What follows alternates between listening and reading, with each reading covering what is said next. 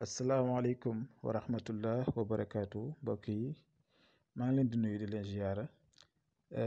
di wax ne comme maa leen diggoon ne fii ba une semaine dama leen di jox ay secret yu jëm ci wàllu luy neexal ay diggante ndaxte ñun moom am nañ yéene bi pour jox leen xëy na nag ni ngeen koy defee am na ñoo xam ne du ñu am ijaaba ñii duñ mën a bind ñii seen loxo yi du xaw a sell waaye nag lu ci mënti am ñu ngi leen di ñaanal yàlla rek képp ku nekk lépp loo fi def te jublu ci lu baax rek yal na yàlla sottil ko incha allahu rabbi tey dañuy ñëw ci latifu muy mbir mu am solo lool di leen wax rek comme ni ma leen di faral di ñaan te duma ci taay di leen koy ñaan dee leen di jëfandikoo secret yi ci lu neex yàlla képp ku am diggante boo xam ne farata la dégg nga lu baax nga ci jublu seen diggante jafe moo xam muy sa jabar muy sa jëkkër muy ki nga bëgganteel dégg nga balaa nga ciy def dara rek bàyyee ko xel dégg nga parce que man lu ci gën a bëri ma leen di jox maa ngi leen di wax ne leen dañ ciy ñaan yàlla ba pare képp ku ci def na ko su dul noonu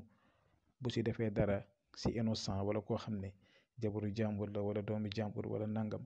mun nga see am ay jafe-jafe bàyyi leen xel loolu bu baax. kon nag secret bi nga xam ne tey fas yéene naa leen ko jox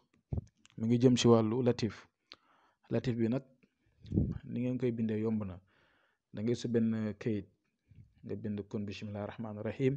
allahumma salli ala sayyidina muhammad wa sallim nga bind yaa latifu gis ngeen ni mu ko defee dama yaatal taa bi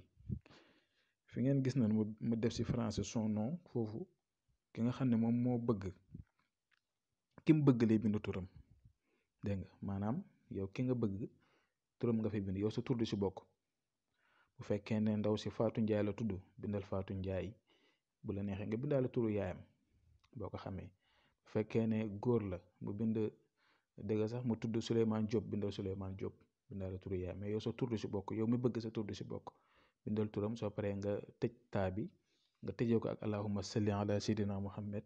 wa ala alihi wa sahbihi wa sallim soo paree nga jël téere boobu noonu nga leb nga ba mu nekk kii da ngay jël kii bi la nga ba mu nekk téere nga dem ci garab goo xam ne garab bu njool la nga takk ko fa boo ko fa takkee da ngay liggéeyu boo xam ne ci wirde lay nekk diiru juróom-ñeenti fan waaye nag mooy tax mbir mi mën a jàpp waaw zikr bi mi ngi nekk yaa latifu nga def ko 7195 yaa latifu 7195 dégg nga loolu moom mooy condition yi nga xam ne gannaaw boo defee loolu muy activé mooy tax mbir mi gën a am doole li nga bëgg nga mën ko am ci nit kooku incha allah. kon nag secret yi ñu leen di jox da leen ko def comme ni ñu ko waxee dañuy jëflante ak ñun ñu bari ñoo xam ne duñ ko mën ñuy dimbalante ak ñoom da leen koy jéem a defal di wax ne mbir mi du yéen du ñun du kenn ku du yàlla suñu borom gannaaw lépp lu ñu leen mën a jox fii itam moom mooy mottali kon lépp lu ngeen fi gis même bu fekkee ne mu ne leen ko ñun buñ jokkoo lépp luñ ci mën dinañ ko def wax neen leen ñun duñu ay sëriñ waaye lépp luñ ci mën dinañ ko def pour dimbalante yéen ndax yaakaar bi ngeen am ci ñun kon nag tey loolu laa leen indiloon